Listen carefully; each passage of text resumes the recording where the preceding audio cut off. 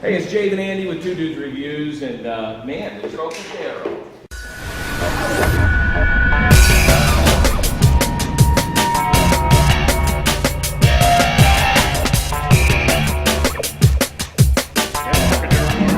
This is a legendary place, and we'll give you a tour of it here in just a couple of minutes, but we're with the operations manager.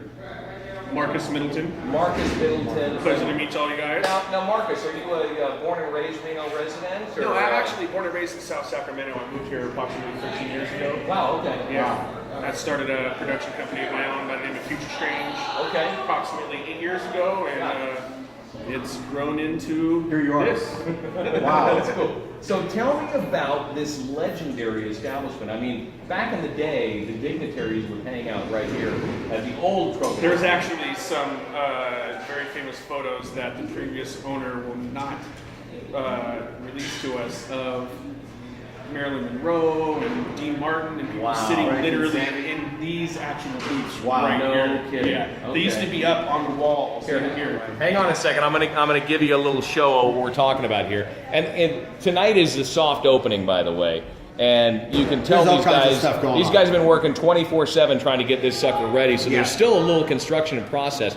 But what we're talking about is these little booth spaces right here.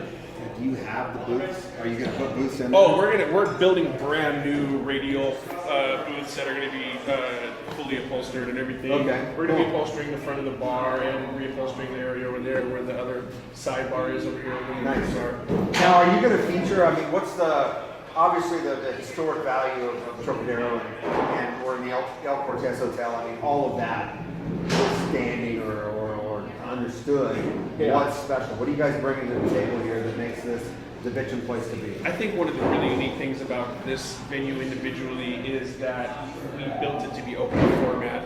Most any venue that you go to, especially here in the downtown area, you go over to some of the local nightclubs like One Up or Tonic, and they're genre specific. You go over to Rock Bar, which is now closed, genre specific. I think that with the advent of the fluctuations in the popularity of different genres of music, when you pigeonhole yourself to a certain genre, when that genre starts to, you are only as popular as that genre of music is. That makes perfect sense. So I feel like a lot of these local venues or whatever struggle a lot with developing and being able to maintain solid business flow and income because they're solely based in one genre.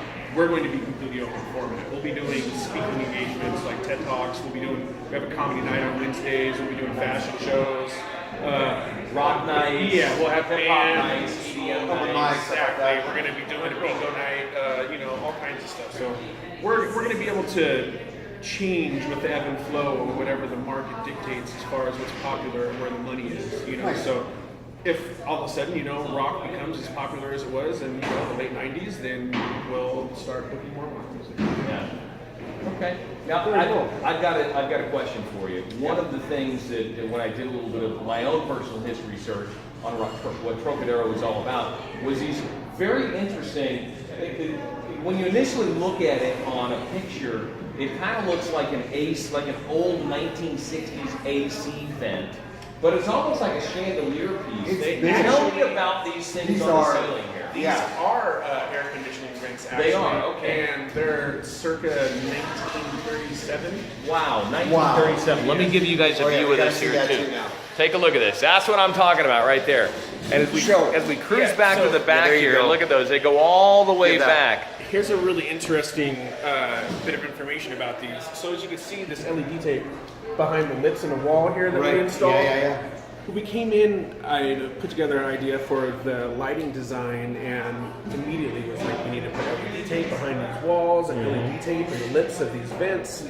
And then when we started doing the install, we noticed that there was already neon lighting that was installed years ago. Way back when. It had failed, God knows how long ago, but there's neon tube lighting up there that we're going to have to remove so that we can put the LED tape in. I thought I was being original. So you're saying these guys way back when knew what was going on, but it was neon before we had LED. Yeah, Right. but now it's going to be Old school neon. I mean, that's badass, bro. Yeah, it was all red. I gotta It's say. crazy. There's like over 100 transformers Oh, up no in the way. attic. Yeah, they switched them out a few times, but they kept leaving the older ones up there.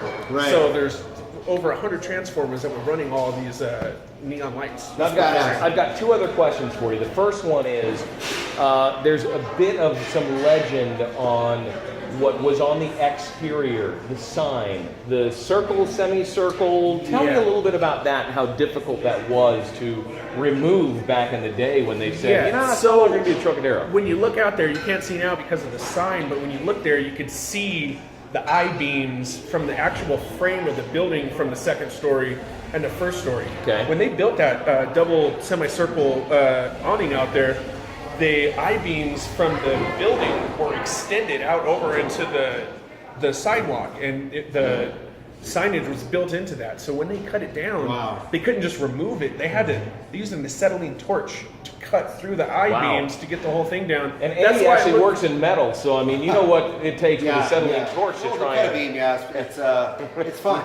Not the It's fun. easiest Good thing time, ever. good time. It gave a lot of people reason to believe that there was fire damage, and that's why the place was closed. I've actually had to tell dozens and dozens of people that there was no fire damage, and literally tell them the story I just told you about how it was removed. Right. And that everybody thought the restoration project that we were doing was to repair fire damage, and had no idea what was really going on in the It's building. just to make this place really badass. Here's my second question. Okay. If we had two dudes drink at the bar, what's that drink going to look like? I'm a vodka guy myself, So something with vodka. So there's no special drink here? I mean, What would be your the flavor thing? signature Trocadero drink? we're actually working on that right now. We're definitely trying to work out like a signature.